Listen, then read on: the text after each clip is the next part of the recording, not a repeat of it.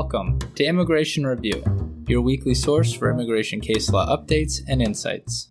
I'm your host, Kevin A. Gregg, back again to review the week's precedential immigration cases, rummaging through the decisions so you don't have to. This podcast is sponsored by Kurzban, Tetzeli, and Pratt, also known as KKTP, a law firm where I'm also a partner. Whether you are facing an immigration obstacle, a serious injury, or a legal issue in your business, KKTP will aggressively protect your best interests. This podcast is also sponsored by DocketWise, an all-in-one immigration forms and case management solution trusted by thousands of immigration lawyers across the U.S. I really like DocketWise. It makes immigration applications easy by allowing the clients to provide information through simple online questionnaires that are shareable by text or email and available in multiple languages. Not only that, DocketWise provides a comprehensive group of case management features, including invoicing and calendaring, secure messaging, task management, and a lot more. You can learn all about DocketWise and receive a 10% discount on your subscription by heading to docketwise.com/immigration-review, so they know we sent you. And as always, this show does not constitute legal advice and has no bias other than to keep you up to date and to enable you, my dear colleagues, to excel in court. So, without further ado, let's start the review.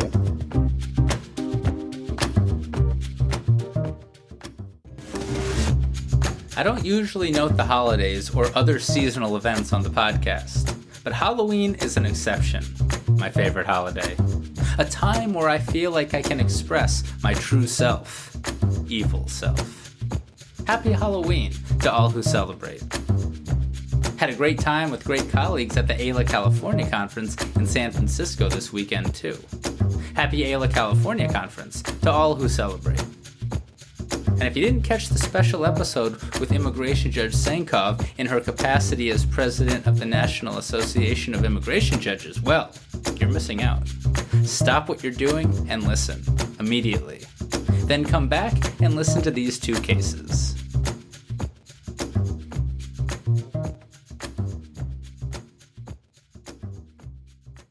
Our first case is matter of Brathwaite, published by the BIA.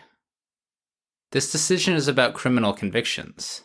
It is the exact same case that the Second Circuit decided in Brathwaite v. Garland, episode 62. In this decision, the BIA is agreeing with the Second Circuit and applying that decision nationally. But it's been 121 episodes, so let's start from the beginning. Mr. Brathwaite is from Trinidad and Tobago and is a lawful permanent resident of the United States. In January 2018, he was convicted of multiple offenses in New York, including identity theft and other theft-type offenses. DHS alleged that his crimes constituted aggravated felony and crimes involving moral turpitude convictions that made him removable. An immigration judge agreed. The IJ agreed, notwithstanding the fact that during the underlying removal proceedings, quote, a New York court had granted his motion for leave to file a late notice of appeal under Section 460.30 of the New York Criminal Procedure Law, end quote. Everyone agrees that criminal convictions are not convictions as that term is understood in immigration law under I&N Section 11848A when the matter is pending on direct appeal. The IJ just didn't think that this was a direct appeal. That is New York Criminal Procedure Law, Section 460.30. The IJ so held, relying in part on the, at the time, recently published BIA decision, matter of J.M. Acosta. J.M. Acosta, by the way, was about this exact same criminal procedure, late filed appeals under New York Penal Law, Section 460.30. The BIA believed that these things weren't really like direct appeals, these New York procedures, but the Second Circuit did not agree on episode 62. Now, everyone, including the Second Circuit, agreed with matter of J.M. Acosta's rule that a, quote, conviction does not support removability until the right to direct appellate review has been waived or exhausted, end quote. That's black letter law. But the Second Circuit believed, unlike the BIA, that a New York Penal Law Section 460.30 motion made the conviction non-final. Indeed, quoting the Second Circuit, New York law permits such late-filed motions within 1 year of the usual 30-day deadline to file an appeal, and such late filings are, quote, a matter of course in New York. And New York courts treat appeals taken by written notice of appeal and those taken by granted Section 460.30 motions as identical, end quote. Looks like you essentially get a whole year in New York to appeal your criminal conviction. The Second Circuit didn't think it workable or fair to make respondents in removal proceedings prove that their Section 460.30 motion was merits-based. The New York courts work slow, and many defendants, for example, don't have attorneys in immigration court. So here we are on remand from the Second Circuit. And before the BIA, with all of that from the Second Circuit, DHS was still concerned about delays and meritless Section 460.30 motions that DHS fears respondents will file within that year of their lower court conviction just to avoid removability. The BIA might have been sympathetic, maybe not, but the Second Circuit has laid down the law. Quote, the Second Circuit clearly stated that a motion to file a late notice of appeal under Section 460.30, once accepted by the New York court, is deemed the equivalent of a timely filed direct appeal. We find no authority supporting a qualification on the characteristics of a direct appeal as of right, end quote. A Section 460.30 motion, accepted by the relevant New York State court, makes an otherwise final New York criminal conviction non-final. Period. Even if that motion is filed at the, quote, maximum 1 year and 30 days after the conviction, end quote. Again, assuming it's accepted as an appeal by the New York court, which again, though, according to the Second Circuit, appears to happen kind of as a matter of course. I don't know. Not a New York attorney, but that seems to be the case, which also is what DHS seems to be fearing. This is distinct, explained the BIA, from other appeals in New York, which apparently are discretionary appeals and are more akin to post-conviction relief motions, where the conviction is already final and the defendant is asking a court to vacate it for one reason or another. And in a footnote, the BIA explains that this is also distinct from late-filed appeal procedures in other states. But not all states. And which ones, the BIA does not say, except one type that it does identify in New Jersey. The BIA does pick on New Jersey, but then again, who doesn't? I'd argue that your state's late-filed appeal procedure is similar to how the Second Circuit describes Section 460.30, if it was me. Also, in a quote that appears not entirely necessary, the BIA explains that it remains the case that if a respondent is otherwise removable for, say, overstaying a non-immigrant visa, quote, immigration judges may also consider evidence regarding convictions that remain on appeal in determining eligibility for discretionary relief from removal, end quote. But anyway, Section 460.30 motions, once accepted, make it such that a conviction is not final during the pendency of that accepted motion. And that very much protects LPRs, at a minimum. And so, the BIA terminated Mr. Brathwaite's removal proceedings because he is not potentially removable as charged at the moment.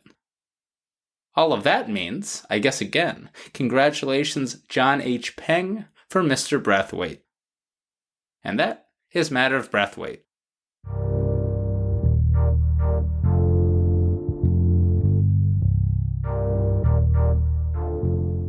Concluding with M.S.C. v. Garland, published by the First Circuit on October 24th, 2023.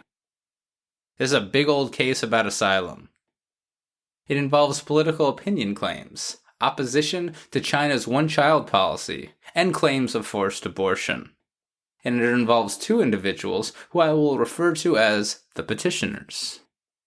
The petitioners are a married couple from China who entered the United States as tourists in 2014. Miss M.S.C, an acronym of course, is the wife and lead respondent, and claimed that she had been forced to undergo an abortion and forced sterilization in China in May 2013 after she became accidentally pregnant with her second child. She and her husband left China and left their first child behind with their parents, the child's grandparents. That is pretty much statutorily defined past persecution on account of a political opinion due to an addition to the I&A made during the H.W. Bush administration. If believed, of course. But an IJ did not believe Miss M.S.C. Miss M.S.C. testified in detail about her forced abortion. Testimony that, if I'm being honest, was difficult to read factually. But again, the IJ believed that the petitioners were not credible. In part, it was because they had tried to have a baby in the United States, and had had some issues while doing so, but they had not told their doctors in the United States, apparently, about any of this in China, the forced sterilization, and the like. Their testimony for why not, at least as reflected in this decision, was a bit unclear.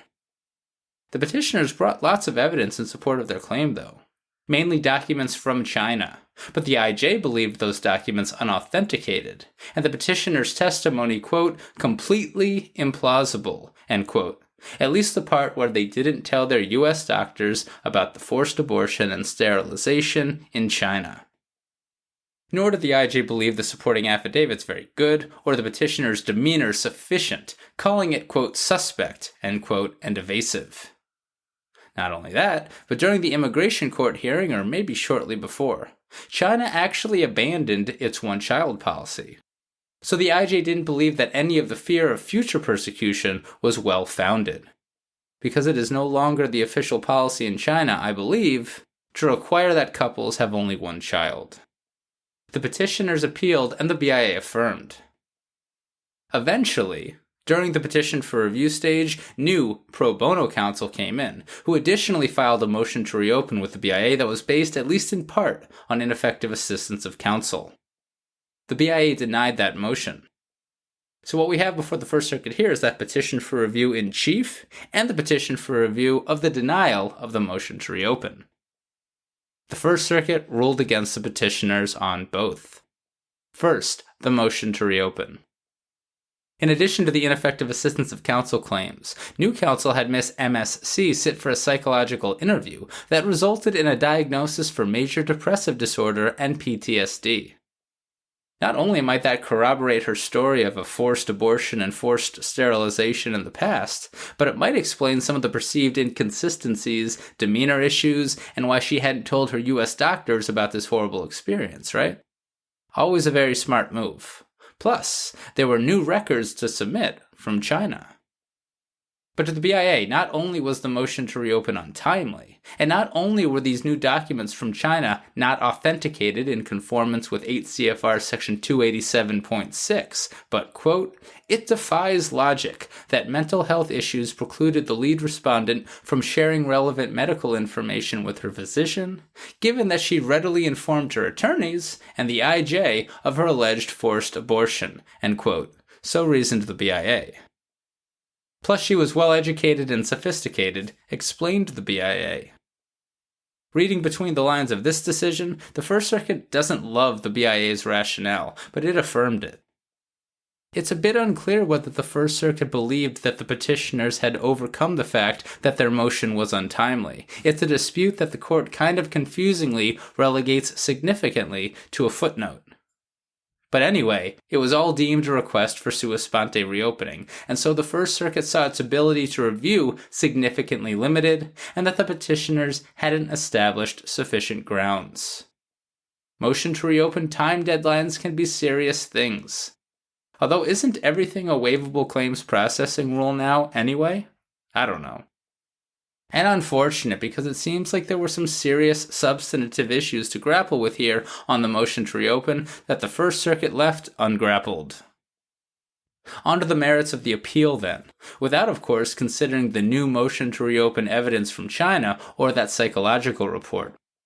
And really it's all about adverse credibility. Because remember, if credible, it's pretty much guaranteed to be past persecution on account of a protected ground, thanks to the change to the I&A made during the H.W. Bush administration. To the panel, the First Circuit often defers to adverse credibility decisions, especially demeanor, as, quote, the IJ has the best vantage point from which to assess the witnesses' testimonies and demeanors, end quote. So it's an uphill battle for petitioners.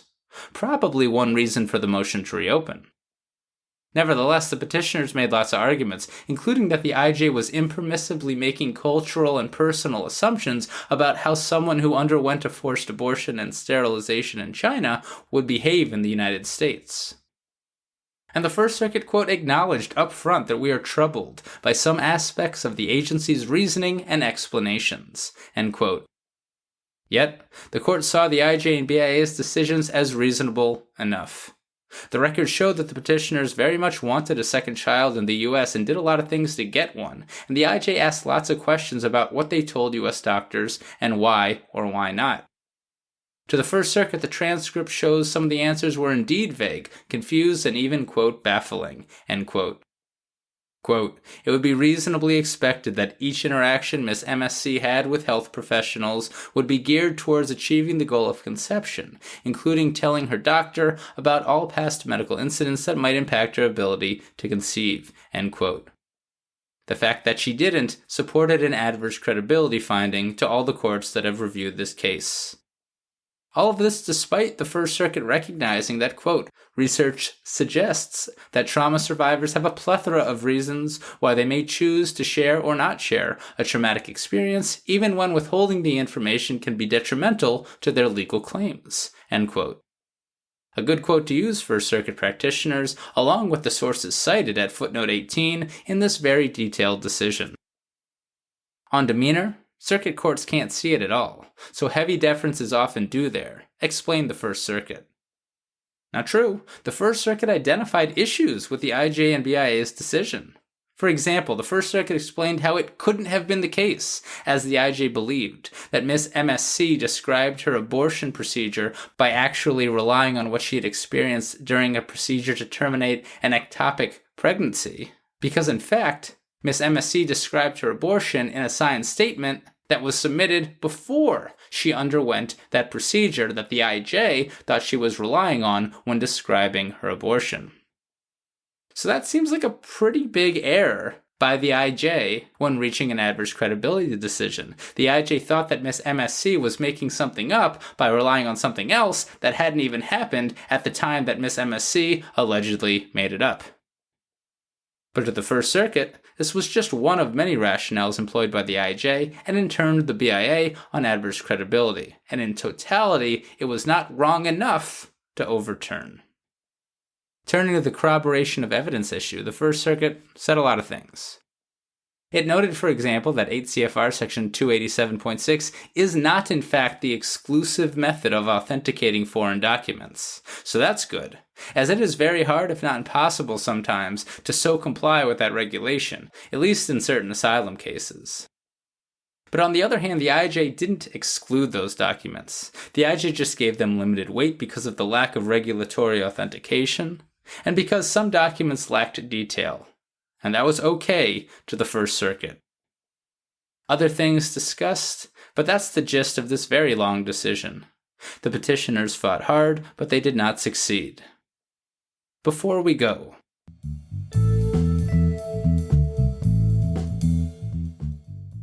remember how I said that the First Circuit clearly believed that some of those adverse credibility findings were wrong? Well, in a footnote, the First Circuit cites to recent non-citizen-friendly precedent out of the Ninth and Second Circuits, post the Supreme Court's decision in Dye v. Garland, to say, quote, it is important to note the argument that petitioners are not making. They do not contend that a single error tainted the entire fact-finding process. Instead, they assert that none of the bases on which the agency stood to justify the adverse credibility finding should hold up upon the court's review, end quote. Seems like the First Circuit, or at least this panel, might be down to jump on board this non-citizen-friendly precedent. For next time. And that is M.S.C. v. Garland.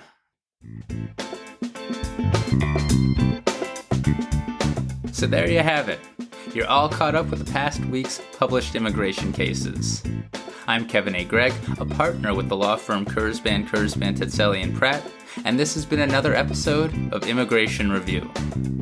Thank you for listening, and I hope you enjoyed it. If you did, please share it with a friend and rate and review us. Each review helps new listeners find the show. And of course, subscribe to Immigration Review wherever you get your podcasts. If you like what we do and want to become a patron of the show, please check out our Patreon page at www.patreon.com/Immigration Review, or click on the link in the show notes. And if you're interested in an official Immigration Review CLE certificate, email me at kgreg@kktplaw.com with your full name and the episode numbers for the 10 shows you've listened to. Also, feel free to email me with questions, comments, or anything at all, and follow the show on Instagram and Facebook at Immigration Review, or send us a tweet at ImReview, that's IMM Review. I'll be back next Monday for a brand new discussion. Until then, I'm Kevin A. Gregg, bringing you the Immigration Review.